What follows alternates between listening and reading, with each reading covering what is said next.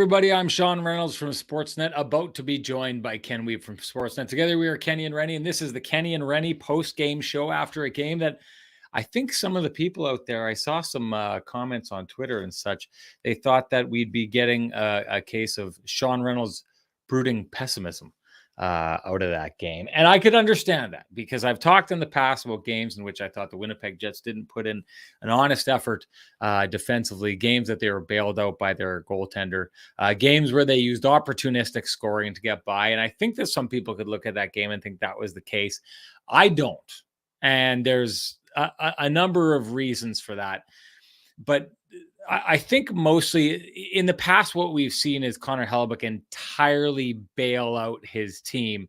And then the Jets just pop the other direction and, score. We've seen that before, games where they've got like 3 shots and 2 goals and they're up 2-1 after getting outshot 15-3 in the first period or something like that. I didn't think this was that. Rick Bowness talked after the game, and I know these are things that Paul Maurice said these same things. These are things that all coaches say. Rick Bowness talked about the team bending but not breaking at some points in this game. One thing that I think, if I take a look at that game, there were certain points of the game, definitely a decent stretch of time in the first period and a decent stretch of time in the third period, no doubt, where the St. Louis Blues were the better of the two teams during those stretches during the game. But Rick Bowness has said this in the past. The other team's out there trying too. The other team's good. The other team is going to push at some point. This isn't me, or I don't think this is the same situation as the Jets not showing up for the first half of the game against the Anaheim Ducks, just not putting in an effort. This was a point where a Blues team that, though I think they're somewhat lost right now, they still do have enough of that championship DNA, enough of the DNA of the team that last year probably pushed the Colorado Avalanche further than any other team did in the Stanley Cup playoffs. And so I think that they've got a bit of that left in them. Robert Thomas is clearly an emerging player. I think he showed tonight why he's a special player and going to be a good player in this league for a lot of years to come. So the times where the Jets weren't the better team in this game, I think that it was honest. It was the fact that, there's two teams out there, they're both struggling, and the Blues pushed and just were getting the better of them at that point in the game. But I liked what I saw for the most part. I think in the third period, there started to get a little bit of, high danger, high quality chances. And of course, Connor Hellebuyck was there in those moments. But what I saw for most of the rest of the game was a really great, solid defensive effort. And I've thought this, and I talked to Ken about this while we were watching the game. This Jets team, I think, if you give them scoring opportunities, I think if you take and stack them up against a lot of teams across the league, they are more likely to score given a little bit of a sliver of an opening than most other teams in the NHL. And I think it's been that way since 2018. I think it's one of the things that's allowed them to survive the last number of years when the defensive part of their game was falling apart and when Connor Hellebuyck was bailing them out, is that thing that they can sit there and play on their heels for an entire game, get the puck, go down to the other end of the ice and score.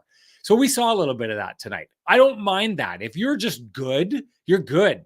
Leave it at that, right? The Winnipeg Jets are good. That play that Mark Scheifele makes to Pierre-Luc Dubois to open the scoring, that is a bang-bang play. He's got it, and you're not even thinking about it at that stage. He's just a smart enough player, a good enough player that he turns and feeds the puck right to a guy who's right there in that moment. It's not even thinking. It's just your body reacting, and Pierre-Luc Dubois is there in the right spot, and he gets it on a stick, and boom, he puts it in a part of the net where it's going to go in. The Winnipeg Jets are good. They're a good team. They're a good offensive team, as evidenced by the fact that, again, there's about 5 of them who are hovering around that point per game pace. I've got no problem with that at all. I've got a problem when a team relies on that and gives up every other part of the game because it's going to burn them eventually. For the most part of this game, what I saw was a Winnipeg Jets team highly committed to defense, and this is one of the earmarks of that, I think. You'll notice in the first and second period for a good chunk of it before the Blues started getting the puck into the Jets and establishing it and keeping it in there for a while. Every time they were getting the puck down the ice, it was a 2-on-3. Like the Jets were so committed to defense that when the Blues got the puck out of their own zone, there were 2 guys up, but they were outmanned at every point. And yet suddenly the puck would turn around and would go the other way, and they were outmanned because the Jets quite simply in the neutral zone are outskating their opponents, while their opponents in other situations are kind of standing there trying to set up a wall. The Jets, and Ken can attest to this when he gets in. We saw this starting in training camp. Rick Bowness said about the Winnipeg Jets in the neutral zone, when they lose the puck, they want to go get it back. They don't want to wait for you to come in and to defend you and wait for you to make a mistake. They want to go get it back. And that's evidenced by guys who are back checking, trying to steal that puck back. I saw a Jets team tonight that was very committed to defense, that had a couple moments, or, two stretches, one in the first, one in the third, where they sagged. But I think, that's where Connor Hellebuyck stepped up into this. But you can do that. I would much rather see Connor Hellebuyck take a couple of games and not have to entirely steal them, but steal moments of games rather than entire games. That's what he's there for. He's a good goaltender. But I take a look at this overall. This is just another great Winnipeg Jets win. I thought they had control of this game basically from the moment they scored that first goal to the very end of it. I know things looked a little bit dicey, and hey, if Thomas Greiss hadn't led in that absolute stinker on Pierre-Luc Dubois' second goal, maybe things turn out a little bit differently. But all in all, if I'm the Winnipeg Jets, I'm extremely happy with that game, and they're moving on to the next one. I don't know what you think about it. I'd love to see what you have to say about it, and I'd really love to see what our main man, Kenny Wiebe, has to say about it. So let's do it. Let's bring him into the show. Our guy with the best music in the business. Here comes Kenny.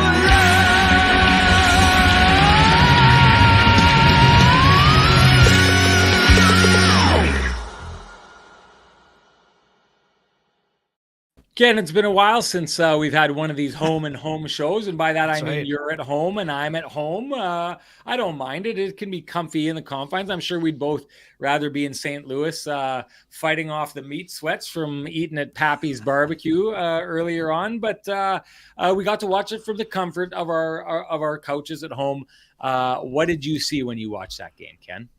Yeah, always prefer to be in the building when we can be, but 'tis the season, so a little time at home. We'll try to take advantage and do the best we can from the home offices and the couch. So, I think you touched on a lot of the things that caught my attention. I would say that the Jets, I wouldn't say it was their best effort, but I do think that it was one of those games that was more in control for a good majority of the game. I thought they got a little bit loose at times. Obviously, St. Louis is one of those teams that is in sort of desperation mode below the playoff line, and certainly not happy with where they're at. A lot of desperation, but for the most part, I think structurally the Jets were mostly good. Just they had a couple of breakdowns that led to some big scoring chances. Obviously, Connor Hellebuyck had to be sharp early, and Sean, you saw it just like I did. I mean, there were a couple of absolute, grade A specials right from the slot, the high slot, but Connor Hellebuyck was just so calm between the pipes, big and boring right out of the gate. And he seemed to be in one of those days where, he was just putting up the brick wall. Yes, of course, there were 2 goals allowed, but I thought Hellebuyck was great. But for the most part, I'm with you. I thought the Jets' back pressure was pretty good. I thought structurally they were quite sound. And overall, I mean, their special teams have been absolutely fantastic. Penalty kill is so improved, and their power play has absolutely been ringing the last while. I mean, I showed the comment earlier. I thought Rick Bowness hockey was supposed to be boring, and this is what I love about misnomers and things. And this is something where Alain Vigneault had to kind of go through this when he went to Vancouver as well for a while. Coaches coach the personnel that they have, Sean. So sometimes a team has to be reliant on one line, like the Dallas Stars were last year. But we kind of knew the Jets' offense probably was going to still be just fine under Rick Bowness. There was a little bit more of the high-end skill outside of, obviously, again, not, the top line of the Dallas Stars was absolutely unbelievable last year and has been again this year. But, I mean, the Jets have a little bit more depth in their forward group than the Dallas Stars did, I think, last year. I think that the commitment to being better defensively has been very obvious by the Winnipeg Jets here this year. It's where they've improved the most. There still needs to be, there's still room for improvement, and that's natural. But overall, man, their offensive game is absolutely clicking. It was going to take some time. Now they're playing faster, and things are coming more naturally, Sean, to me. That's what I'm seeing. We saw the foundation being laid down in training camp, but now the Jets have scored five goals or more, I think, in 6 of 7 games. I mean, they basically went from being in the bottom third in goals for to getting close to the top half here. So for me, I'm impressed with that part of the game. And the other part too that's important, Sean, they're creating offense without cheating for offense. And that's the biggest thing for the Jets, because that's when their bad habits creep in. When those bad habits creep in, that's when they allow other teams to take it to them. Again, some folks were up in arms. Yes, did Mark Scheifele get pickpocketed on the second goal? Yes, he did. It wasn't because he was making a casual play. It was because one of the best defensive players in the NHL was playing, just made an unbelievable play on him, and then got the puck to Shen, and then made an absolutely beautiful pass on the back door. Outside of that, I thought the Jets were pretty sound overall.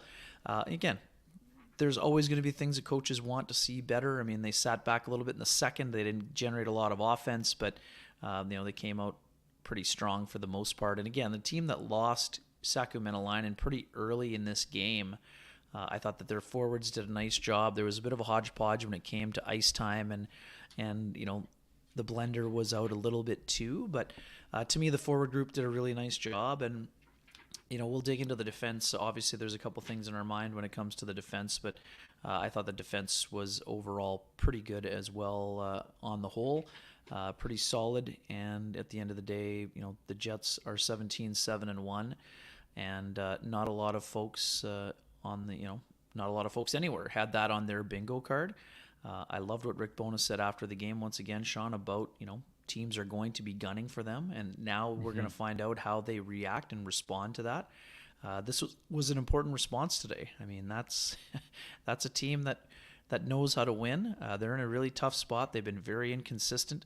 A lot of their losses have been by multiple goals. They're not nearly as sound defensively as we're used to seeing them, Sean. And the Blues they're in a bit of a tailspin right now, and sounded, based on what we were seeing on the old Twitter machine, a lot of frustration coming out of that room right now. But the Jets on the flip side, winning breeds winning. And right now the Jets are finding ways to get the job done. I think they're building their overall game. And again, I think that they're not at their ceiling yet, but I think that they're definitely putting down an important foundation, which is what they need. And man, oh man, we'll get into it more in a minute, but their record in the Central Division just absolutely dominant so far out of the gate. Oh, and that's God, what they yeah. need. That's what they need. I mean, the years where the Jets have been really good and been competitive, they were very good within their division. And that's something that is an important thing to start right out of the gate, because, Pierre-Luc Dubois said it too. They spent most of last year chasing, and chasing is a poor position to be in. So to me, I think the Jets have done a lot of important things in these first 25 games here.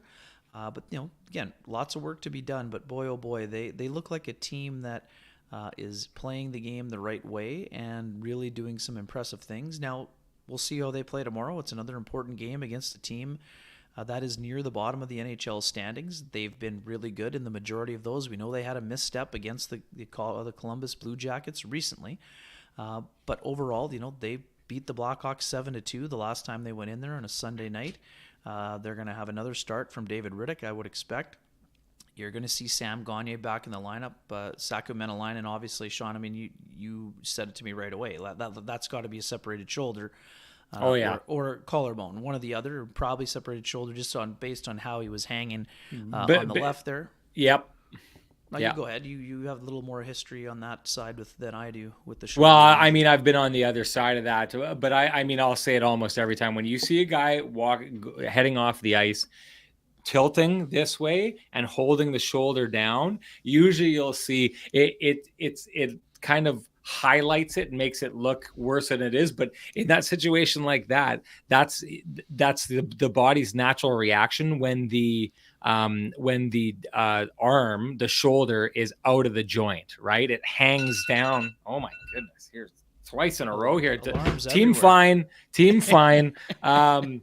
Yeah. So something in in a the swear jar situation there, like that, bud. it's your body's natural response, because if you stand straight up with it and hold your shoulder back, it pries away at the shoulder and makes it that much more painful. So when you're going off, when your shoulder is popped out of its joint, that's the way it hurts like crazy no matter what you do, but it hurts least when you do that. So every time I see that, I know right off the bat that happens. Now, sometimes shoulders separate, and that's when the back of your shoulder blade and your collarbone meet over here, and that's the top of your shoulder joint. I have a kinesiology degree, by the way. I'm not just making this up. I know this stuff. So that's the top of your shoulder joint. And when those two bones separate, they're held together, I believe, by two tendons. When they separate, those tendons, stretch or rip or whatever and pop out. So the shoulder can pop out as well. It doesn't mean that he doesn't have a separated shoulder, but he most definitely, to me, looks like he has a dislocated shoulder, and that can take a while. That can take a while to come back from. So that one. Anyway, I know that's a tough one. He's in for a bit of it. We got to get to a couple things, though. I want to get to the Trans-Canada Brewing Company Lamplighter of the game. What's your Lamplighter, Kenny? And share it with us, all you people out there. Yeah, lots of people weighing in already. Sean, to me, it's going to be the Blake Wheeler goal. Not for the goal itself, which was a pretty, mundane, rebound tap. But to me, it's the puck movement on that power play that makes it the Lamplighter.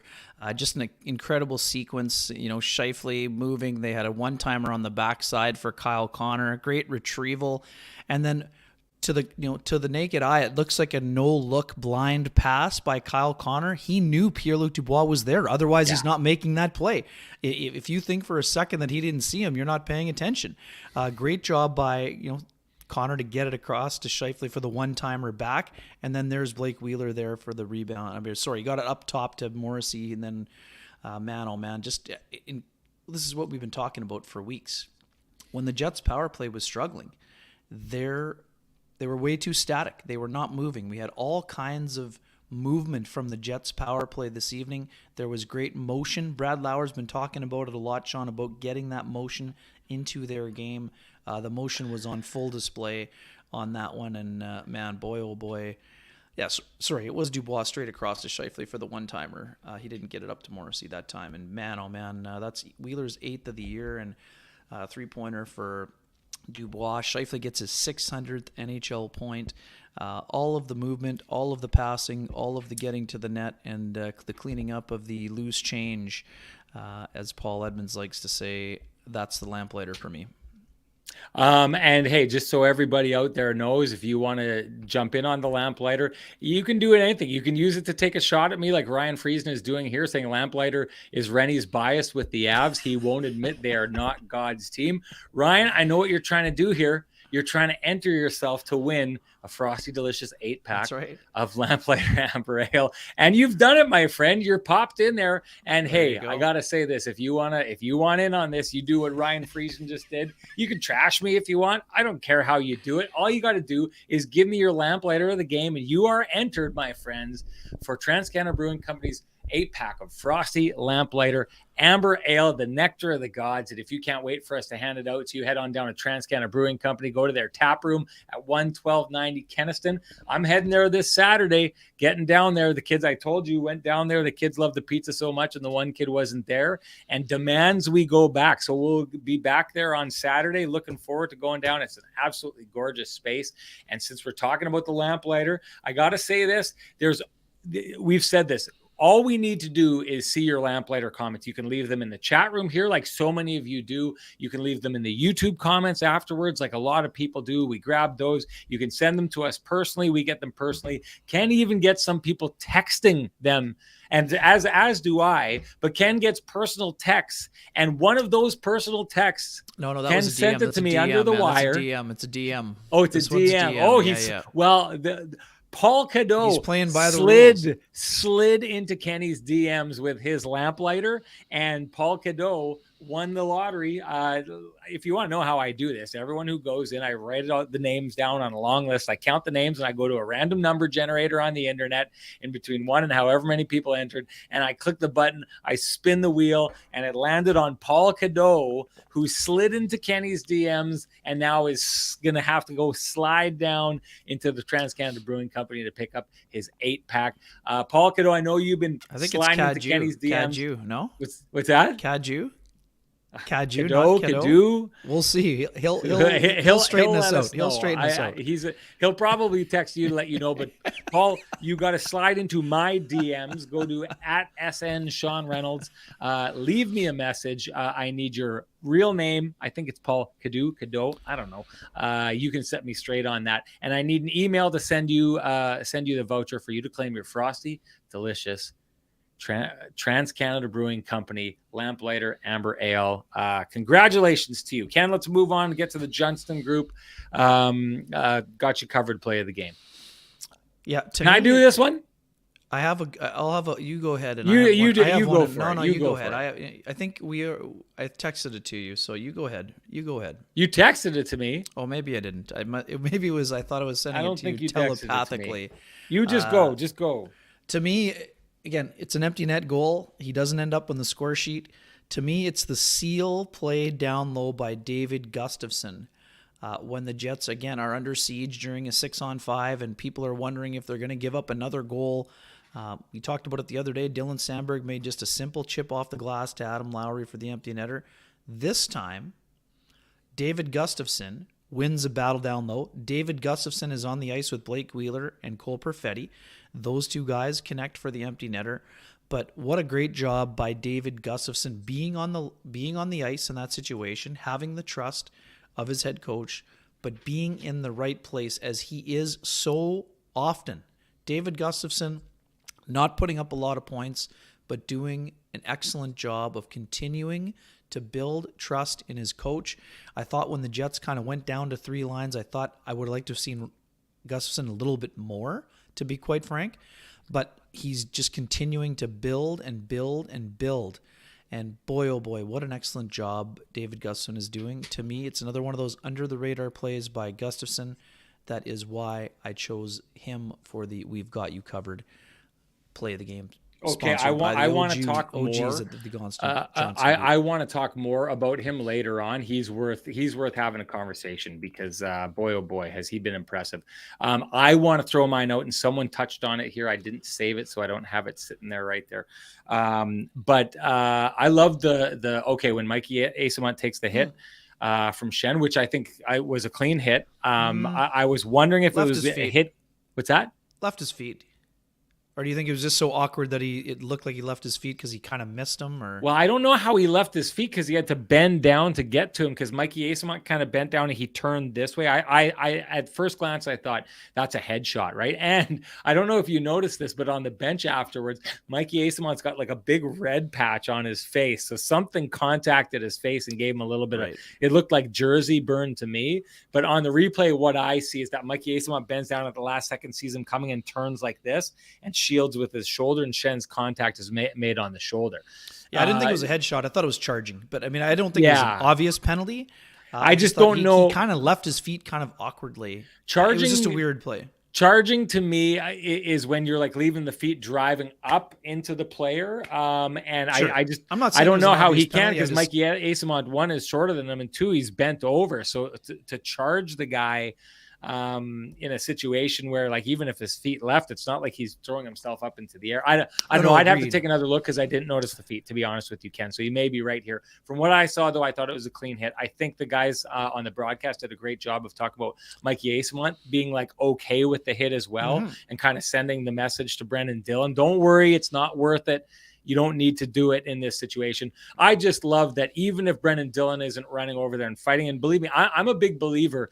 I think it's ridiculous in hockey when a good hit is laid and then players go out of their way to start a fight about it. I think it's stupid. I want hitting in the game. I don't think there's enough hitting in the game. So if it's a clean hit, it's a clean hit, even if it's a big hit. But I do like the idea of Brendan Dillon stepping over there. He doesn't drop the gloves, but he pins them against the boards and he gives them the death glare and basically is sending the message, listen, if you think that I'm going to let it slide, but if you think it's going to happen again, you see me, you see how I'm looking at you right now. That's what's going to be coming your way. I think it's just another element of this team being a team, having each other's back. The superpower of this team right now, the superpower before this has always been, in my mind, their ability to score the way that they do and the way that they did tonight without a lot of opportunities.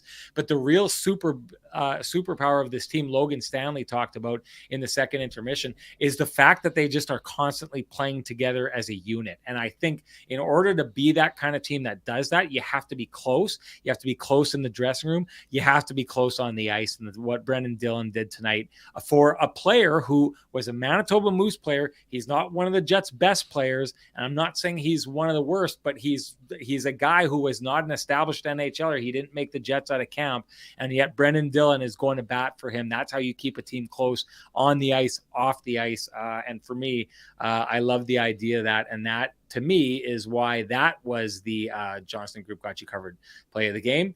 I want to give a shout out to the Johnston Group, the Kenny and Renny OGs. You won't find two businesses with the same challenges, but you will find 30,000 businesses with Chambers Plan employee benefits, proudly administered by our friends at Johnston Group. Chambers Plan is Canada's #1 plan for employee benefits because it evolves with the way you work and live. The plan is run as a not-for-profit designed specifically to support small businesses, and its unique pooling strategy keeps rates stable, so you won't have any surprises at your next renewal. Chambers Plan now comes with professional consulting on key financial, legal, and HR issues, and Teladoc telemedicine services are included with every health option. See how Chambers Plan can benefit your business by visiting chamberplan.ca. And before we get too far, Ken, we got to give a shout out to our boys at Vittorio Rossi. I got to tell you something. I went and got the 4 new suits, picked them up.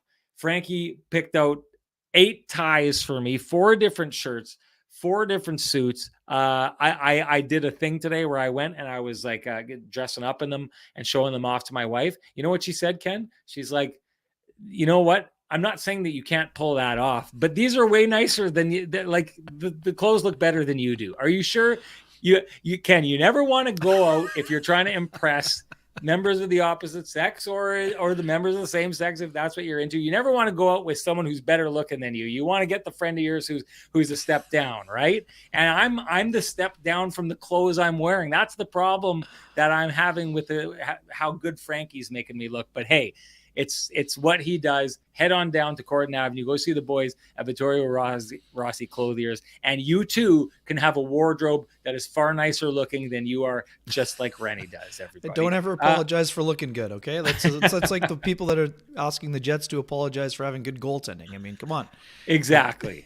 Okay, so let's get back to Bus. The Bus.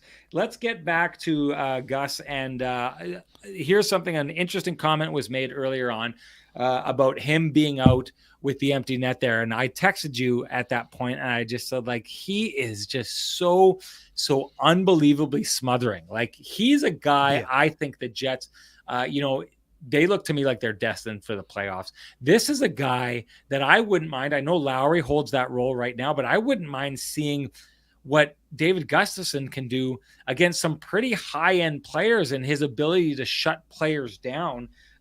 Ken, here's the floor. Here's the buffet. I know you've been riding the Gus bus for a long time, but we haven't talked about him enough on this program. Tonight I just thought, another time that he shows everything that he can do. What are you seeing? Yeah, he's been awesome. I don't think he's ready to take over from Lowry. I would like to see them on the ice together late in games when they're protecting leads. Just put Gustafsson on the wing. I mean, you used to see coaches put 2 centermen out all the time, like when they're have a defensive zone face-off. So to me, Gustafsson continues to show what he's worth and what his value is. Sean, he's only had 1 game where he's played more than he did tonight. 12:55 this evening. He played 13:34 on November 23rd against the Minnesota Wild. But the only reason he was playing that much that night is because they were getting blown out. And they played they played the daylights out of the fourth line because he basically sat down those top 2 lines in the third period there after they had fallen behind.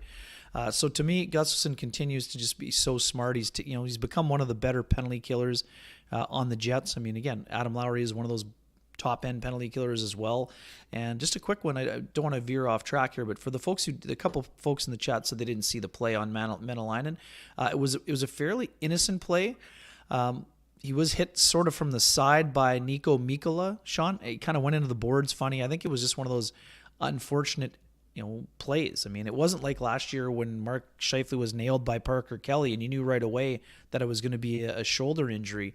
But it was one of those awkward plays, and Menelainen also one of those important players on the penalty kill. It looks like he's going to be sidelined. I would say it's going to be a longer term injury, Sean. Again, we're not doctors, but based on what we saw, he's going to be out for a while. So to me, Gustafsson just continues to flourish. I mean, again, he's not a highly offensive player. He has 3 assists this year. I do think that he has the ability to be a guy who produces a little bit more.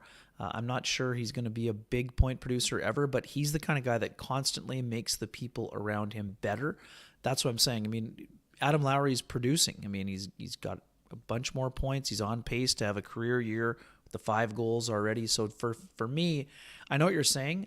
I think that Gustafsson could handle more responsibility, but I think you could see him, combining forces with Lowry a little bit more, rather than taking over that job. I just don't think that Lowry's and that's not what you were suggesting. I think you were just saying that he could take on more, and I think we're going to see him take on more. I'm really curious to see what happens coming up here. I mean, obviously, I think it's a straight swap for tomorrow. You're going to see Gagne just hop right into the lineup. But, I mean, again, Dominic Toninato just cleared waivers and was sent down today to make room for Logan Stanley. He's likely the next person to be recalled if this is a longer-term deal for Menelainen.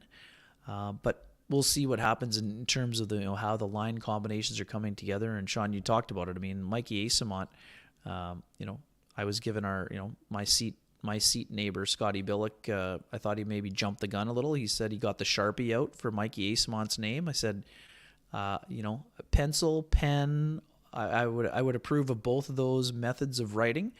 Sharpie, that's a pretty bold statement for someone who I think just played in his 11th NHL game today. So, to me, Asamont is doing a great job. And I mean, somebody pointed it out in the chat as well, Sean. I mean, were it not for the skate of Morgan Barron, who did what he was supposed to do in getting to the net, he stopped a goal that would have been, basically not an empty netter, but Grice was out of position. Asamont waited perfectly, but I think the defenseman kind of pushed Barron into the way, and lo and behold, it hits his skate blade and, prevents Asamont from scoring a second NHL goal. But, man, he's done a nice job of jumping up into that spot. Like I said, I don't know that it's a long-term fit there, but, it's interesting. I mean, Rick Bowness was a little bit dismissive of the Matthew Perreault comparison that Mike McIntyre raised after the Sunday game against Anaheim. But the next day at practice, he mentioned Alex Burrows, a guy that you just kind of notice every shift because he's such an energetic player on the ice, whether it's with his, with his feet or with his hands or with his body, making a hit, getting to the net, all of those things. Boy, oh boy, we're talking about under the radar guys. We started with Gustafsson. Boy, oh boy, Asamont continues to impress and continues to, force himself to be used a lot in the lineup. And I mean, you could even say Jansen Harkins today, jumping back in the lineup today for Sam Gagner. 2 glorious chances early in the first period. Boy, oh boy, that first one was labeled. That's one that if he can score there, Noel Achari blocked the second one, but boy, oh boy, Grace had to make a save. That was a point blanker, Sean.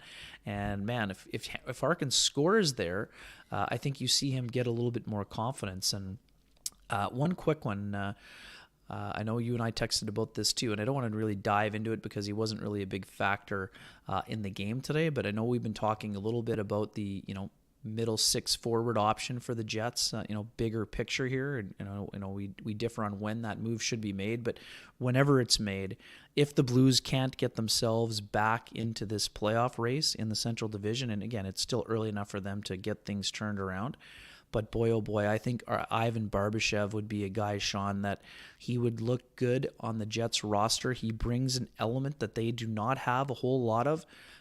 Everyone looks last year, and I know he had 60 points last year, but this is a guy who is very physical, Sean. We've seen him up close and personal. He played on the fourth line the year that the Blues won the Cup. Last year, he's more of a, second line player, and he had the 60 points. But boy, oh boy, one of his biggest impacts on the entire playoffs last year, he delivered the hit on Samuel Girard that caused the shoulder separation and knocked him out of the entire playoffs. So for me, I talked about maybe putting Gustafsson with Adam Lowry. Man, Ivan Barbashev to me would be a guy that could really look good on a line with Adam Lowry. You'd have two really good physical players. And again, I know the Jets love Morgan Barron there, and I'm not saying he would be removed or if Mason Appleton would be removed. But Barbashev's a guy who could play on the fourth line but could also jump up into the top six if a team was protecting the lead. He just brings a physical element and component that the Jets don't have a ton of up front. So to me, he's a guy, I don't know if he's on the Jets' radar yet, but Sean, you and I, having seen him in the playoffs and the way he plays during the playoffs, he would be a guy that's going to attract a lot of interest should he not be able to sign an extension with the Blues and if they somehow fall out of the race a little bit. Well, I'll tell you, Kenny's known for his trips to the buffet, and that's the reason why he went at it with everything he had there. Sometimes Ken has to leave space for other people to talk on this show. And I'm not saying just Renny. I know that some people were saying, 6 how come minutes it's been out of the so gate long since we haven't had someone else in this show? And we hear you. So instantaneously, you don't even know how I did it. But somehow I kind of sent out that beam that Batman has up into the air, except the beam that I send out has a giant hammer in the middle of it. So Indeed. Ladies and gentlemen, you know what time it is. It is time for us to bring down the hammer. Been far too long. Here's our man. Let's bring him in. Bring in the hammer! Dropping two bombs, dodging shots, grenades! Move over, kiss someone else, that's no something! I'm gonna make Renny shout, and the show will overtime! Bring down the hammer!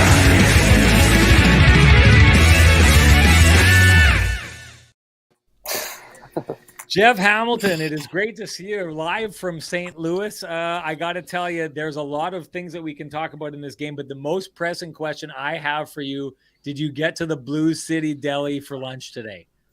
No. Can you hear me okay right now? I can hear you great. Okay, good, because I had lost my... I can hear you, and that's why I'm disappointed with you right now, because the background behind this, and I don't think Ken's made it there either.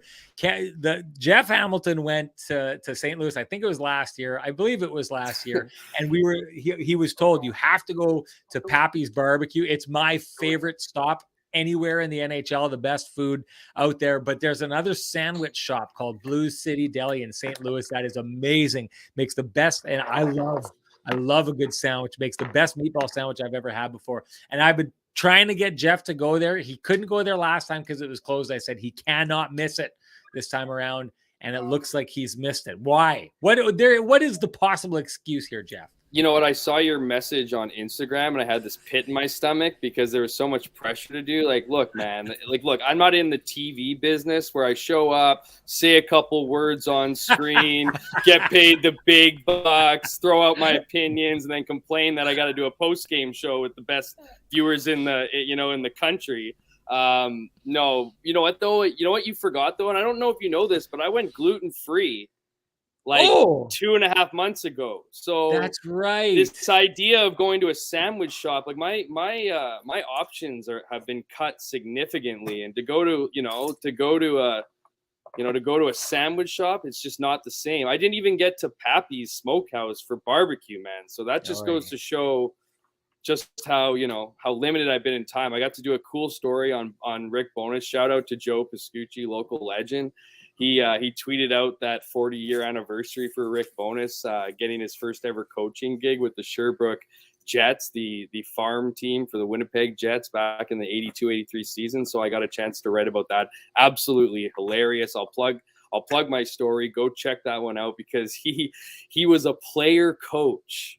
And the funniest part of the entire story was the fact that he used to that back in that era, they used to coach. The bench was right beside the penalty box, and every time he got a penalty, he would coach from the penalty box.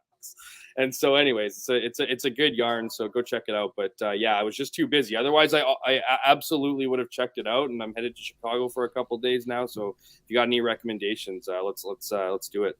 Well, I guess that kind of puts you out of the running for Lou Malnati's, which is the best deep dish pizza in Chicago. I hate deep dish pizza. Let's not even get into it. Well, that's because you're not going to Lou I've already sent Malnati's. my suggestion over to Jeff. I know where he's going for lunch tomorrow. You know where he's going? See, the other place I Purple would have Pig, sent you bud. the best burger that I've ever had in my life is at Tina's Corner in Chicago. But I don't know. Maybe they could you could probably go to these places. I'm sure they mostly have gluten-free buns now, wouldn't they? They would, but I don't think a lot of like sandwich shops want to do that. And they, so anyways, you're right. But I mean, it wasn't just because it was a sandwich shop. It was also because it just wasn't, I didn't have time, man. Otherwise I would go. Let's get into the game though. What an awesome game for the Jets. What an awesome run for them.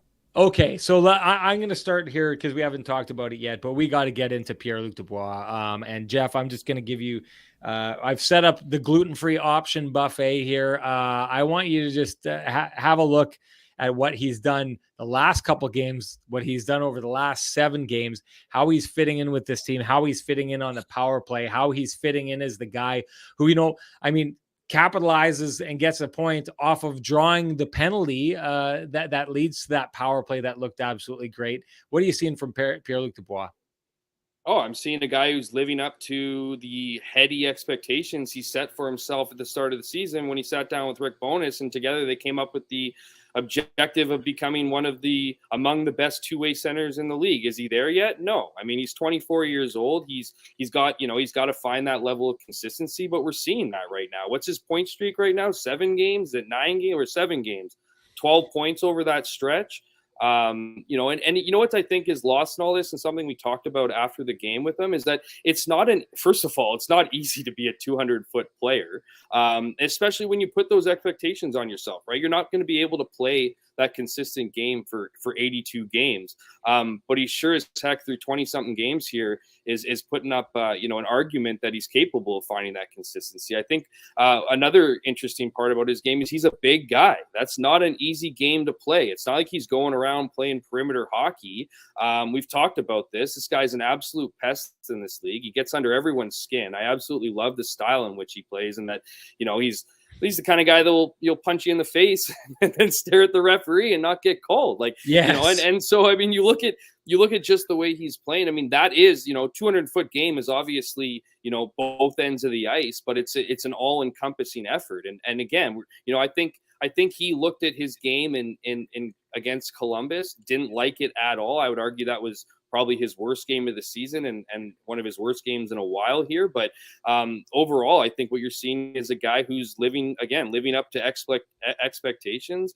And if you're a Jets fan, I mean, this is a guy that, I think is enjoying himself. And I think this will be the key ingredient to him. Obviously, a lot of talk about him in the offseason about where, talking about Montreal and obviously the stuff with his agent and all that kind of stuff. But I think this is a guy who's looking for an excuse to stay here. I think he's looking for some kind of structure. And if he can get to where he wants to be by the end of the season, he's going to get paid. And hopefully that's in Winnipeg. But until that moment comes to fruition, this is a guy who's going to be leading this team and needs to lead this team. You heard Craig Berube say it at the beginning, earlier after morning skate today. It starts with the centerman. When you have Mark Scheifele, Pierre-Luc Dubois, and Adam Lowry down the middle as your top 3 centermen, that is a tough team to play against. And when you look at the size that each one of those guys has and the skill in which they employ, consistently this season, that's a dangerous group. When you have those guys running at the same time, we very rarely saw that last year, but this year we're seeing a lot of it. And I think with, we can get into the Sacramento line and, absence early on, but I thought, look at the way that Dubois and Mark Scheifele were playing together when they had the opportunity to be on the same line. So, again, it's a long roundabout way of saying the guy's living up to expectations, finding a way, but Pierre-Luc Dubois, man, not a lot of bad things to say about him through 20-something games this year. Ken, I want you to kind of jump into the buffet as well. There's a couple of things I wanted to point out while we're there. Jeff makes a great point, because I think the biggest question mark over Pierre-Luc Dubois this season based on what he's done in last seasons is he had this tendency to go to sleep for a while. I remember we talked about it on this show. It's like he's going out and he makes an impact. But at some point, you know, if you're that guy who wants to get paid big, and if you're the second line center, and especially if you're on a line with Kyle Connor, you got to put up points, right? So you can't be disappearing for 7 games at a time or 6 games at a time, whatever it was last season. Well, he's gone the exact opposite direction. He's just stacking point games after point games and still, you know, being everything that you want him to be. My term that I coined, the cerebral pest that he is out there. I want you to touch on that. And if you could kind of touch on the idea of what you think maybe his performance that he's having this year and the good time that he's clearly having with the Winnipeg Jets may have on his contract status going forward and the potential to lock down a long-term deal with the Winnipeg Jets, which I don't think very many people thought was possible at the start of the season.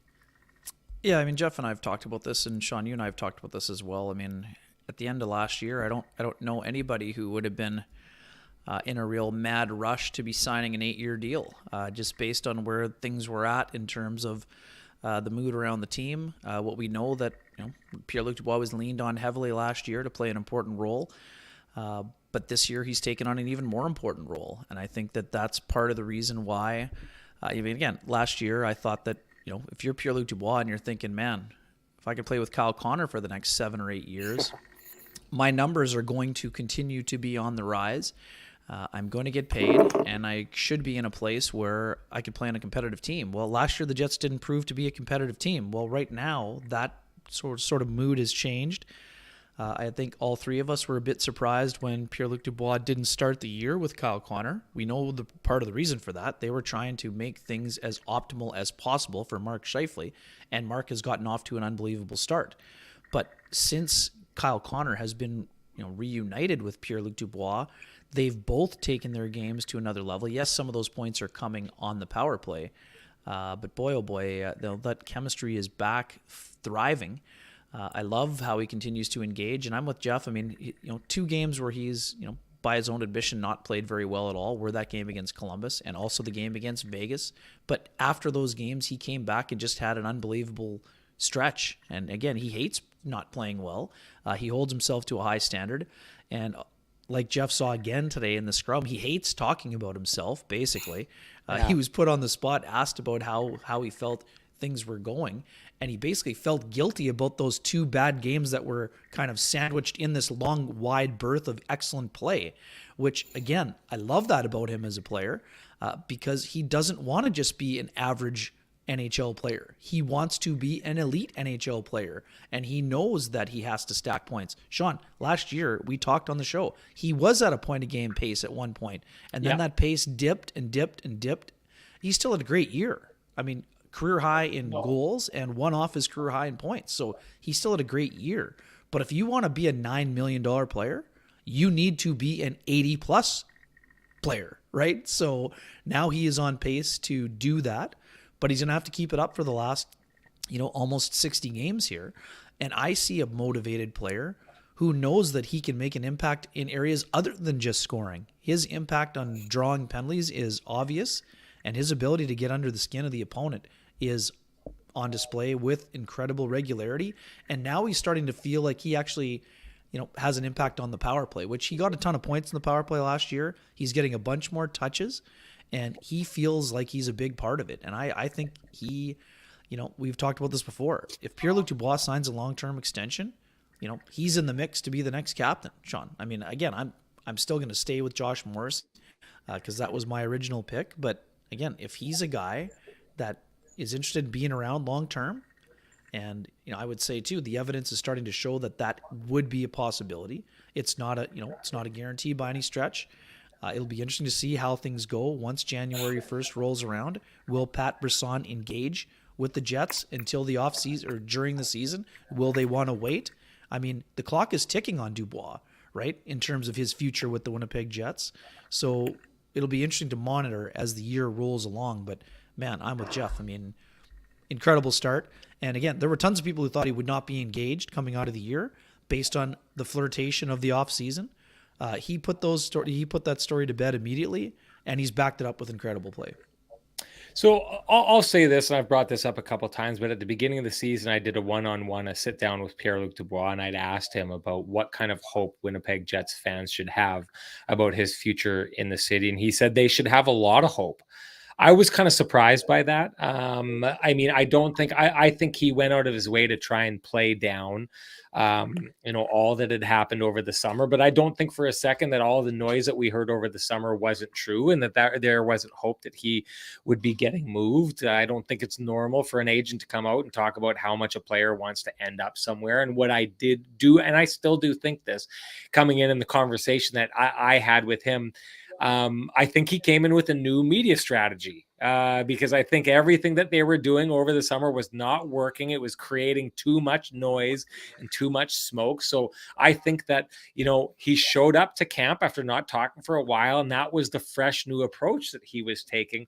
And guys, I don't know about this. I'll say this. The Winnipeg Jets are creating the best possible conditions to try and keep these players around, right? If you're going to sell someone on the city of Winnipeg, right? There's a lot of different places you could go, and there's potential, especially if they're going to try and re-sign Hellebuck and Scheifele and Pierre-Luc Dubois all in one shot. That's a lot of money. Now, maybe what happens at that time is Blake Wheeler looks and says, hey, I've made my money. I want to stay with this team. It means something to me to want to play on a competitive team. So I'm going to go from $8.25 million to $3.5 million a year. And maybe that extra money is going to allow the Jets to lock down all these different players.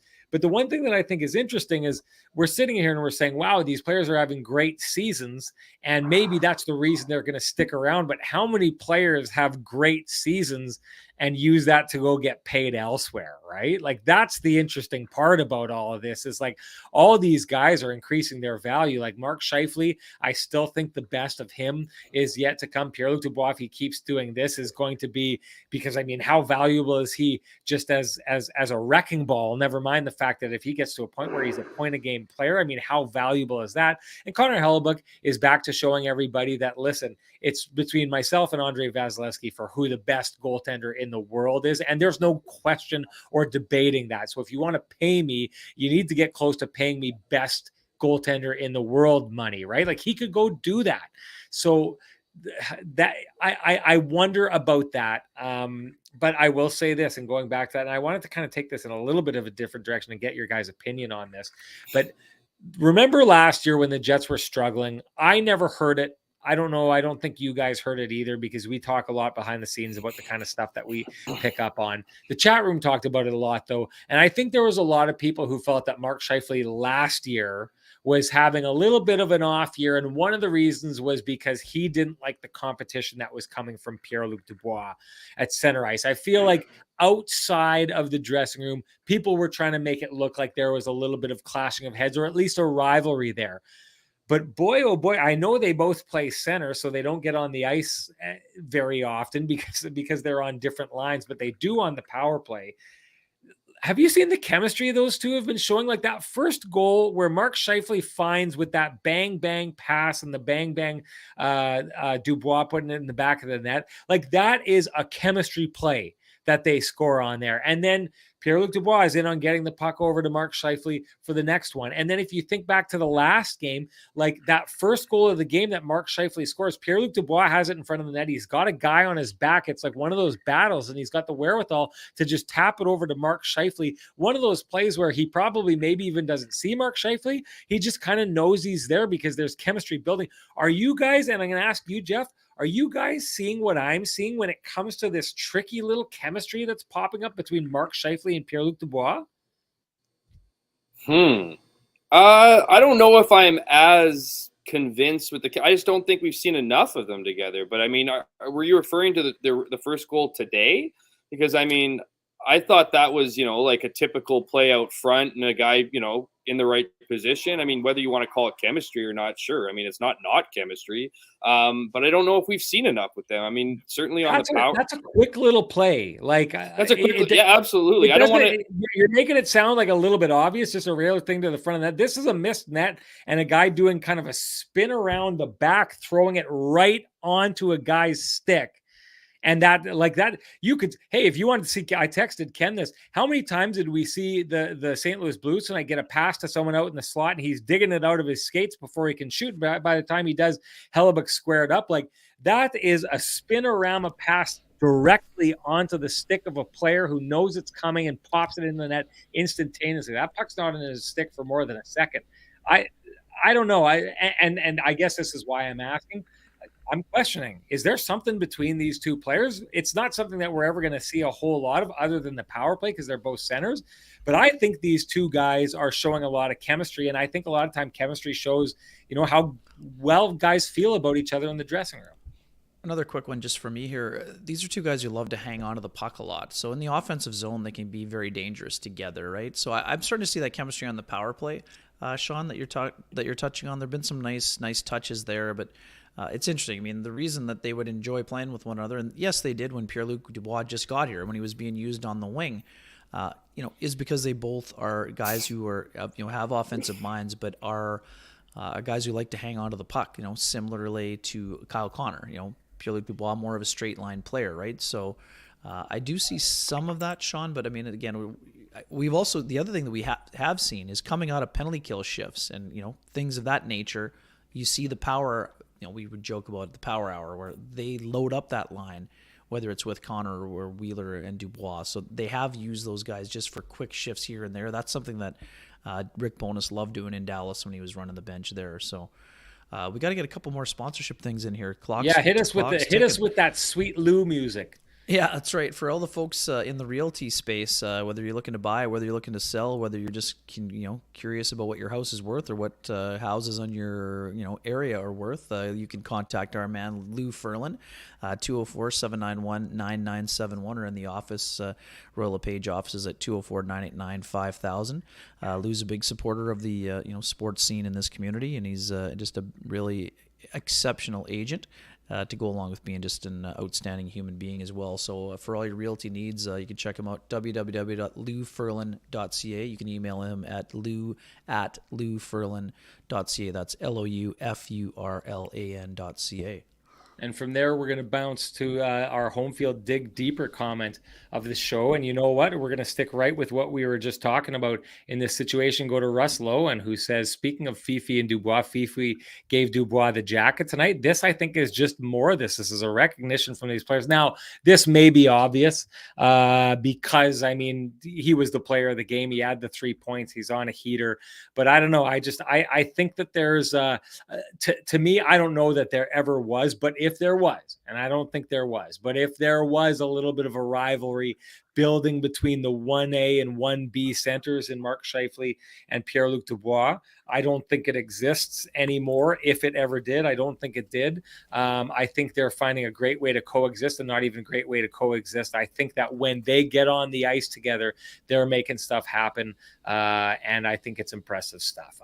Guys, talk quickly about Logan Stanley. You start, Ken. What did you see from him bouncing back into this game? Jeff, you were there. You start, and I'll clean up. I want to go back to Hellebuck and PLD. Like, I feel you set me up with a chemistry question that, like, I don't know, man. We haven't seen them playing enough. I think it's and about the potential like issue between those two centermen. I think you look at last season, particularly Pierre-Luc Dubois. Why would you want to sign long term with the Jets last year? You know what I mean? So this whole offseason stuff about like him, whether the agent stuff, I think that was, a kick in the pants to the Winnipeg Jets organization. Like, figure this thing out. This thing's a tire fire. Like, I had a better year, and you're not setting us up for success. Look at Pierre-Luc Dubois' comments after. He's talking about the coaching staff and working with him and video and putting him on a track to be the player that he wants to be. He clearly didn't get that last season.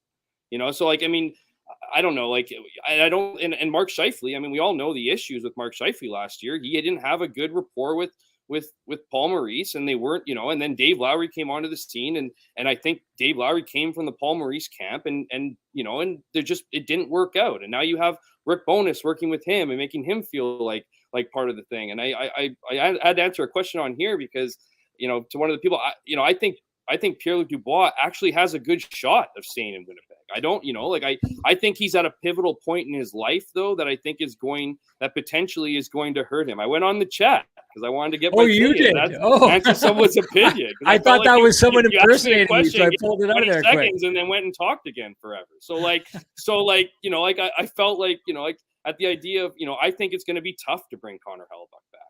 And the reason why I think it's going to be tough for both of those players is because Pierre-Luc Dubois is 24 years old, man. He's thinking about his future. He's thinking about a family down the road. He's thinking about where he wants to establish his roots in life. And I love Winnipeg with all my heart. I don't know, you know, necessarily if he would love it as much as I would or anyone that grew up there, but I'll tell you what helps him out is knowing that he can succeed here. I think he does want to win. I think he wants to help the Winnipeg Jets win. And if he can be put in a situation where he can succeed under those conditions, it's a way better opportunity to sign him. I think Connor Hellebuck, I don't know. He's an American. He's I think he wants to be in the States. I don't want to speak for him. This isn't out of insight. I think it'd be a tougher challenge to sign him just based strictly on that. But anyways, moving over to Logan Stanley, now I got a chance out of that. I think, did you see the Jets trolling the fan base on Twitter when they tweeted out Logan Stanley got the second assist, by the way, and then the stream of comments that followed down that stretch about I did not see attacking it, no. that was a total troll job by the Winnipeg Jets, absolutely no doubt, which suggested to me, and there was one of the comments on one of theirs that they're actually reading the comments. They're reading fans' take. I thought Logan Stanley was all right. You know, I don't know. Like he set up, he got an apple on the first goal. Like, you know, he brings some size. I know people, you know, I'm going to get attacked for suggesting he's a big guy. That's what he is. You know, he needs to play that game. I think it was a matter of getting him into the game. I thought it was interesting to see, you know, I thought it was interesting because I didn't know if Dylan Sandberg was a healthy scratch or whether he was dealing with something. He was at the morning skate, so it would indicate that he was fine. I saw him up in the press box. He wasn't limping or anything. And then when I asked Rick Bowness afterwards, he essentially said as much, that Dylan Sandberg was a healthy scratch. I think Sandberg had played 13 straight games, but you have to take somebody out. So, you know, I don't mind it. I mean, I know he gets a bad rap. Logan Stanley, I know that he's had some bad plays that have led to, you know, some goals against and whatever, but I don't know, man. At this point in time, like the Winnipeg Jets are the best team in the Central Division, a very, very tough division. Are we really at a point right now where we're questioning Rick Bowness? I mean, like, you know, like all these people at home just being like, I hate this guy. Like, go take a nap or something. Like, chill out. Like, I don't understand. Like, what do you want? This is exactly what you've been clamoring for years. This team's playing a consistent game. Logan Stanley got into a game. You know what I mean? Like, this guy is an asset that was drafted in the first round. He hasn't, you know, certainly hasn't developed maybe the way most people would have wanted to or liked for him to. But I mean, this team's winning games. And until Logan Stanley starts costing this team, I don't know what all the hatred is. You know, so, but I thought overall today he was fine. I mean, it will be interesting to see what happens tomorrow. Do they ride the same roster against Chicago, or do they bring Sandberg back in? Dylan DeMello was a game time decision today. He wasn't at the morning skate, and everything seems to be fine. And when I asked Rick Bowness about him, he's going to be a game time decision tomorrow. And if he is dealing with something, I don't know if it's a great idea to play a guy who has a nagging injury or whatever it might be back-to-back games. So you might see Sandberg and Logan Stanley against a team in Chicago Blackhawks that is not only horrible this league, but the Jets have had, have fed them their lunch in both games. They've outscored them 11-2 in 2 games already this season. So we probably see Logan Stanley and Dylan Sandberg tomorrow. Again, I'm not saying you let the guy off the hook if he isn't playing consistent hockey or whatever, but it's just like at this point in time, I mean, what more do you ask for? I know Ville Heinola is part of that conversation, but you're going to have to get used to it, man. I mean, if it's not Paul Maurice, if it's not Dave Lowry, if it's and then Rick Bowness, I mean, there's something that's not right there. So something needs to be figured out. But as far as Logan Stanley goes, I mean, really, is that where we're at right now for a team that's rolling? We're going to just go back into the, I know I can be negative and cynical and whatever for, at the best of times, but I'm certainly not dragging Logan Stanley down with me. I wanted to make sure that we got one last shout out to our to one of our sponsors in here in Cambrian Credit Union, who early last month launched their new website and their new online banking experience, something Kenny and I are both familiar with because we are both members of Cambrian Credit Union. And one of the things that we enjoy that being there for is their unfee accounts. We save $222 per year simply by setting up a recurring direct deposit every month to our Cambrian checking or savings account. That's how we qualify. There's no minimum balance required. So happy to have them on. They do a lot in the community, and it's one of the reasons why we're so happy to have them on board. Interesting comment here I wanted to bring up, because you know what, Jeff, there's times that you're known as being a little bit negative on the show, just the same as I am. T Mackey says Hammy is too positive. What the hell is going on here? I'm going to pose, hey, I do the tinfoil hat theories here. Rick, it's my twin brother. Theory here. In past years, when the Winnipeg Jets were falling apart and playing really poor hockey, myself and Jeff talked quite often about the things that were wrong with this team. Now, this team is doing extremely good right now, and we're talking well about the team. Is there any thought out there that maybe, just maybe, Sean Reynolds and Jeff Hamilton don't hate the Winnipeg Jets, but that we're journalists who like to point out the things that we see, and when the team is playing terrible, we say that they're playing terrible, and when they're playing great, they play great? It's just a theory. Throw the tinfoil hats on, but maybe, just maybe, that's what you're seeing in those situations. Ken, talk a little bit about Menelaine and what the Jets are going to have to do to get past them. Yeah, just a quick one. Logan Stanley, just under 18 minutes of ice time today. So I'm with Jeff. I mean, I thought he was steady for the most part. A lot of people on the Robert Thomas school didn't love the way that, and I didn't love the way they played the one-on-one. But folks, Vladimir Tarasenko is a tank. He's a big, strong man. So he went around the net, and then the Jets just kind of got lost in coverage, and Robert Thomas went to one of those quiet areas. And I'm still pretty sure that the shot changed direction off the stick of Adam Lowry, which is the only reason why it kind of dipped at the last second. So did I think he played it that well? No. But Robert Thomas is nowhere near his man. There was a switch off. When the player went behind the net, Nate Schmidt went with him, and then they just kind of didn't pick up the trailer. So that wasn't on Logan Stanley. His job is not to follow the guy around the net and then pick up the guy who shoots the puck in the net. Personally, I still think, and I'd be curious how much discussion was actually given to the potential of it. Again, I don't want to get into it too much, but I still think that giving Logan Stanley a conditioning loan to the Manitoba Moose to get himself back up to speed would have made some sense. I think that Logan acquitted himself just fine. But what I would also say, I don't really think that Dylan Sandberg deserved to come out of the lineup, which, again, we know that Rick Bowness has said that about almost every player that's come out of the lineup lately. But to me, I think that Sandberg was putting together a nice stretch of hockey, and I don't think he deserved to come out. But that's not because it was Logan Stanley coming in. I just think that he had done a nice job during that run of games. But at the same time, I thought Logan Stanley was just fine. He was physical. He had a really good hit along the wall. He does bring that element to the team. And Sean, I've said this to you before. I honestly am believing more and more in my theory that Rick Bowness sees some of Jamie Alexiak in Logan Stanley. The Dallas Stars they traded him to the Pittsburgh Penguins. They had to trade back for him during their run in 2019. So I think that Rick Bowness has always been fond of that player, and I think that he thinks that he can maybe bring a little bit of that player into Logan Stanley in terms of helping him reach his potential. Okay, that's it. We got to shut it down. Sorry, I wish we could go on. One quick longer. one. Sorry, Neil Pionk, another 2-assist night. I thought Neil Pionk was pretty steady on the evening again. And like I said, I know that there have been stretches where Pionk hadn't been up to his standard, but he's stacking together a nice stretch of games here, and the Jets need him to be one of their best defensemen. And did you guys talk about Mikey Esamont and that play on Connor's goal? No, go for it. I think this guy, we don't cheer for team win, loss, or whatever, but you got to love this guy's story, man. I mean, Rick Bowness said this the other day.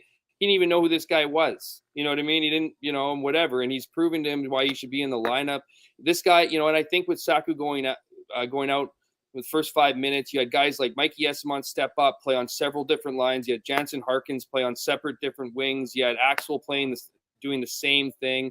That play for Mikey Esamont on the Blues blue line that led to Connor Kyle Connor's goal was a great play. And I think, this guy keeps making plays. This is what we're talking about when we're saying feeding competition, internal competition, healthy competition. I wrote about this a week and a half ago because I was fascinated, because there's internal competition every single season.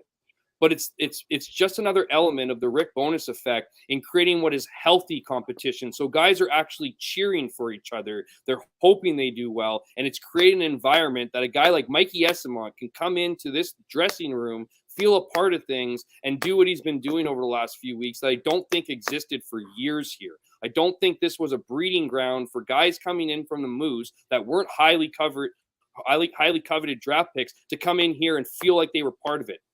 Rick Bowness has changed that. It's the biggest thing, I think, in this culture. The biggest bonus effect he has that's outside of the ice stuff is what we're seeing in the locker room, and guys coming in and feeling great about being part of this organization, whether they're on the fourth line, playing penalty kill, or sitting on the bench when things matter, or you're in the top and you're the power play. This is finally the way a team should be playing. This is finally the way they should be treating each other. And it's about time, because this team is now proving that, when I was skeptical, I said they weren't going to make the playoffs. I didn't believe it. But here we are, 20-something games into it, and there's a lot more hockey to be played. But there's a lot of reason to feel good about where this team's headed, and it starts with Rick Bowness as the head coach.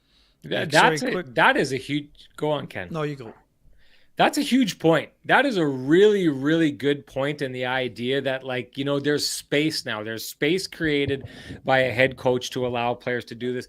It reminds me a little bit of the conversation we were having, Ken. You said that it's an Alexiak kind of comparison that you think that maybe the Jets see with Logan Stanley. One of the things that I think that I've seen in years past, for the most part, and I guess we're not necessarily seeing that with Ville Heinola right now, but I think that the Jets have gone out of their way in a couple different situations to want to allow their GM to look good. So the Jets are known as being a good drafting team, a good scouting team. So I don't think they like missing first round picks.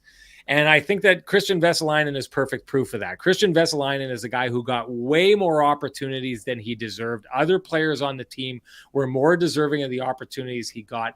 And I think they were just always constantly trying to pound a round peg into a square hole over and over again with that player, because they wanted to give him every chance to succeed, because they don't want to look like they whiffed. They especially don't want to look like they whiffed in a year where they traded down from the spot where Nick Suzuki was taken to go get a player who doesn't end up being an NHL player. And in the end, that was the case with Christian Vesalainen. He never was able to establish that he was an NHL player. And I used another example. I mean, Morgan Barron went from being an AHL player when he was traded for Andrew Kopp. He went into the lineup right away, because I think what you're trying to do in that situation is take the sting from the fan base off of losing Andrew Kopp and bring in a guy and trying to get your fan base excited about the guy that you actually did get, right? And I do think in the past that that Logan Stanley has fit into that. I think he's been given time and time. They said, they went back and said, we always knew he was going to be a project, and we knew he was going to take time. I mean, is he 24 or 25 this year, guys? I think he's turning 25. I think he's 25. Yeah, I think he's 24, and he's about to turn 25 this year. I don't know that there's a huge amount more that you're going to get out of Logan Stanley than we've seen from him already. Now, if you're Rick Bowness, I think you want to take a crack at a guy and see what he looks like under your system, because clearly we're seeing what a lot of guys look like under Rick Bowness's system, and it's a lot different. But I don't know. For me, I think the fact that they traded up to go get him and had that kind of belief that they made a move to move up in the draft to go get that player is something that they don't want to be wrong. Kevin Cheveldayoff does not want to be wrong with that draft pick. So they are going to check under every stone looking for the game that is going to keep Logan Stanley in the NHL. I think that it has a big reason that he's got all the opportunities that he has. Now, Rick Bowness, I think, changes things. I think what's kept him in the lineup is the fact that you need a seventh defenseman, and he's the guy you have in the seventh defenseman. You don't mind if he spends a good chunk of time in the press box. But I'll say this. I'm not talking, I'm not going to like beat up on his game here tonight, but what I've seen this season from Logan Stanley and what I've seen from Dylan Sandberg are two different things. And to me, Dylan Sandberg, in my mind, has clearly established he's the better option in that spot. Rick Bowness has created this internal competition. He's done a good job of taking guys in and out of the lineup and keeping them motivated. But from what I'm seeing, I don't know if you're seeing the same thing, Ken. I see that Dylan Sandberg has won that spot, and I see that they are trying to keep Logan Stanley engaged and moving forward. I'm not seeing the results. Yeah, I mean, there's been hiccups for all players on the back end. Dylan Sandberg for sure, but I thought he went through a steady stretch. In terms of, we've talked about this, the same thing with the forwards. This is an ongoing competition. I mean, let's see how it plays out. If Dylan Sandberg sits 5 or 6 games in a row, then I'll have some concerns. But right now, I'm okay with the fact they did it. Like I said, I would have preferred that the Jets used a conditioning loan for Logan Stanley, and that's I would have said that for any player in that circumstance, just because of the nature of the injury and how much time he missed. He hadn't played since the end of October. Having said all that, like I said, he didn't cost them in this game. Got an assist on a shot that missed the net. There was some good puck movement on that shift. I thought it was certainly interesting that Josh Morrissey went out of his way during the broadcast to say he thought that Logan Stanley had a great first period. I think that he's a guy that, you talked about guys that their teammates root for. I think Logan Stanley is one of those people. And again, I'm curious to see how this is going to turn out as we move along here, because the competition is continuing. And one last one before we shut down. We have 2 sets of 2 tickets available for the Winnipeg Ice game Friday night. Teddy Bear Toss night. Teddy Bear Toss. At the Ice Cave. So you can send me a DM if you want a pair of those tickets, and we'll get them to you, emailed to you before the game tomorrow. Okay. Yeah. Thanks for joining us, Hammer. Or to myself. Usually those ones go to Ken, but either of us will get it to you. Hammy, it was great to have you back on. It's been too long. I would have liked to have had you around for longer. What that means is just like whenever you want to come on, just let us know. We love having you on. We love the truth bombs. We love you challenging our takes. It's great stuff, and it's nice to see it happening.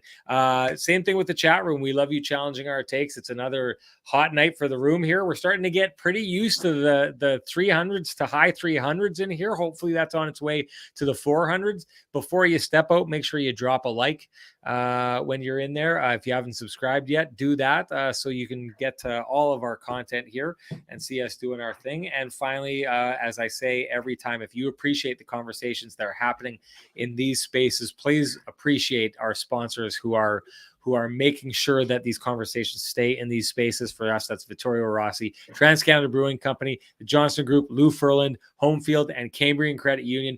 Thank you so much, everybody. Safe travels, Jeff. If you want to join us tomorrow, you're more than welcome to. We will see everybody tomorrow. See you guys.